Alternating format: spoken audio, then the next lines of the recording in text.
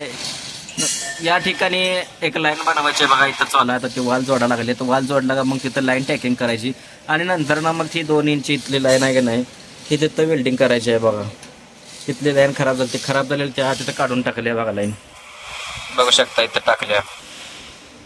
आता ही नवीन लाईन तिथं बसवायची आहे. त्यासाठी पहिला वाल जोडून घ्यायला लागले. तिथं वाल जोडून झाला का मग हे लाईन टॅकिंग करायची आणि फक्त तिथं वेल्डिंग मारून घ्यायची.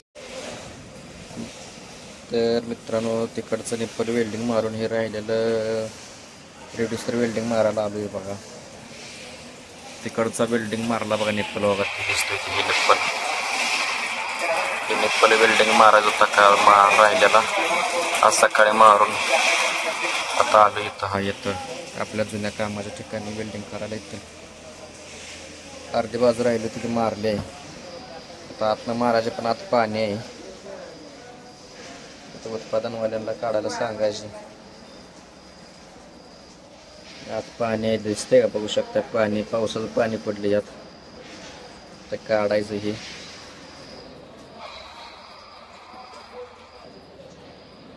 आणि मग वेल्डिंग मारायला चालू करायचं. आतनं मारावं लागते कारण आतनं खाऊ शकते जास्त म्हणजे झीज होते मटेरियलची म्हणून आतनं वेल्डिंग मारायचं. झालंय बाहेरनं मारून. आणि इकडे हिटरचं बघा दरवाजा काढायला. ते दरवाजा इथं ओपन होत असतो. आता ही हिटरचा दरवाजा काढायला. ते वजन कमी करायला ते बाहेर नेला. याचं वजन कमी करून बाहेर ओढणार. ही खूप जड आहे. 13 टन वजन आहे. त्यामुळे जरा वजनाला भरपूर आहे. इथं टोबा वगैरे बघू शकता तुम्ही कशा त्या टोबा यात. चला तर चालू करतो माझं वेल्डिंग. ह्या स्टेनरचं बाहेर तेवढं वेल्डिंग मारलंय. आत पाणी आहे. ते पाणी काढलं नाही म्हणून राहिलं बघा वेल्डिंग मारायचं. आणि आता आले बघा इकडं ही या टाकीला पॅच मारायचं. एक होल होतं त्याला नट लावून वेल्डिंग करतात. मग ते नट कट करून काढलाय. आता तिथं पॅच मारायला लागली बघा. पॅच मारलाय तर वेल्डिंग मारून घ्यायचं. असंच असतं या कारखान्यात. पॅच वगैरे मारायचं.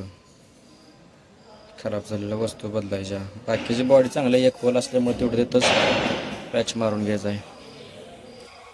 आणि इथलं स्टेनरचं परत मारायचं वेल्डिंग पाणी काढल्यावर स्टेनरमधलं. ते पाणी काढायचं उत्पादन कडक असते ना. चला चालू करतो वेल्डिंग मारायला. ते बघा मित्रांनो हिटर कसं असते. बा तुम्हाला जरा जवळून दाखवतो टोबा वगैरे कसे असतात.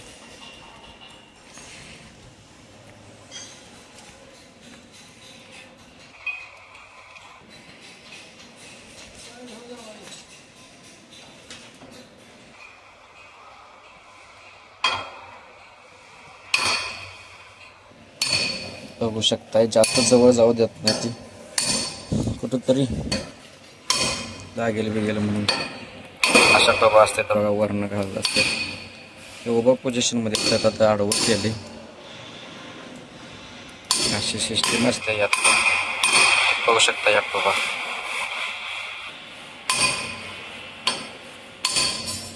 चला काम चालू आहे बिहाऱ्यांचं. जास्त जवळ जायला नको. ते खराब झाले बाहेर काढायला लागले. ते नवीन आणून बसवतात तेव्हा बसवतात.